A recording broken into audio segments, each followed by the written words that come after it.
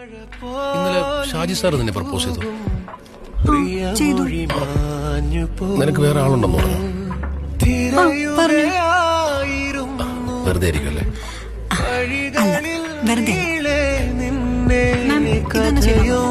നിന്റെ ആള് നിനക്ക് നഷ്ടമൊന്നുമില്ലല്ലോ. ചോദിച്ചാൽ വെറുപ്പിക്കല്ലോ. ഇനി എനിക്ക് നിന്നോട് പറയണം തോന്നുമ്പോ ഞാൻ നിന്നോട് പറയാം കേട്ടോ. അപ്പൊ നിനക്ക് ആളുണ്ട്. ബാഗൊക്കെ ആയിട്ട് എങ്ങോട്ടാ? നെല്ലിയാമ്പതിക്ക് ഒരു മെഡിക്കൽ ക്യാമ്പ്. എന്ന് വരും? 5 ദിവസം കഴിയും. 5 ഞാൻ നിന്റെ ജാടാണോ വന്നത്? ഒരു കാര്യം പറയാമോ?